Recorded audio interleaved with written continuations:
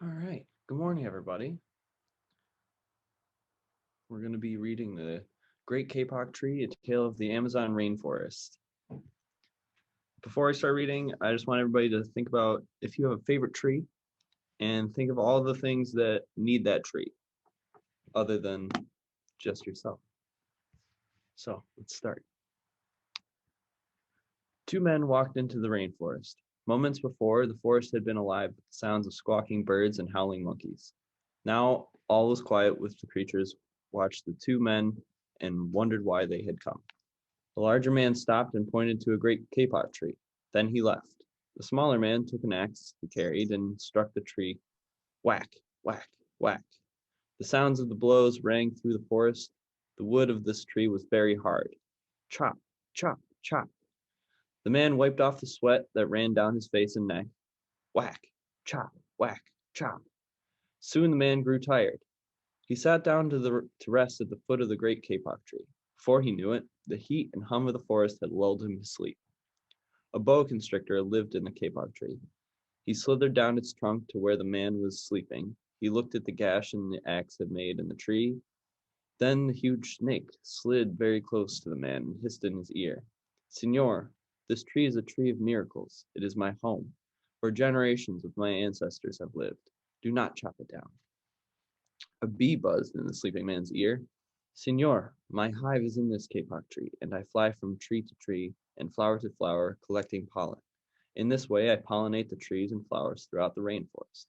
You see, all living things depend on one another. A troop of monkeys scampered down from the canopy of the kapok tree. They chattered to the sleeping man. Signor, we have seen the ways of man. You chop down one tree, then come back for another and another. The roots of these great trees will wither and die, and there will be nothing left to hold the earth in place. When the heavy rains come, the soil will be washed away, and the forest will become a desert. A toucan, a macaw, and a cock of the rock flew down from the canopy. Senor, squawked the toucan, you must not cut down this tree. We have flown over the rainforest and see what happens once you begin to chop down trees. Many people settle on the land. They set fires to clear the underbrush, and soon the forest disappears. Where once there was life and beauty, only black and smoldering ruins remain.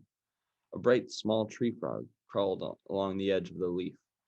In a squeaky voice, he piped in the man's ear, Senor, I ruined rainforest means ruined lives, many ruined lives. You will leave many of us homeless if you chop down this great kapok tree. A jaguar had been sleeping along a branch in the middle of the tree. Because he's because his spotted coat blended into the dappled light and shadows of the understory, no one had noticed him. Now he had leapt down and padded slightly over to the sleeping man. He growled in his ear, Senor, this great kapok tree is home to many birds and animals. If you cut it down, where will I find my dinner? Four tree porcupines swung down from branch to branch and whispered to the man, Senor, do you know what we animals need in order to live? Oxygen. And Senor, do you know what trees produce? Oxygen. If you cut down the forest, you will destroy that which gives us life. Several anteaters continued down the kapok tree, with their young clinging to their backs. The unstriped anteater said to the sleeping man, Senor, you are chopping down this tree with no thought for the future, and surely you know what happens tomorrow depends on what you do today. The big man tells you to chop down a beautiful tree. He does not think of his own children, who tomorrow must live in the world without trees. A three-toed sloth had begun climbing down from the canopy when the man first appeared. Only now did he reach the ground, plodding ever so slowly over to the sleeping man. She spoke in her deep and lazy voice, Signor, how much is beauty worth? Can you live without it? If you destroy the beauty of the rainforest, or what would you feast your eyes? A child from the Yanomamo tribe who lived in the rainforest knelt over the sleeping man. He murmured in his ear, Signor, when you awake, please look upon us with new eyes. The man awoke with a start. Before him stood the rainforest child, and all around him, were the creatures who depended on the great kapok tree. What wondrous and rare animals they were! The man looked about looked about and saw the sun streaming through the canopy. Spots of bright light glowed like jewels amidst the dark green forest.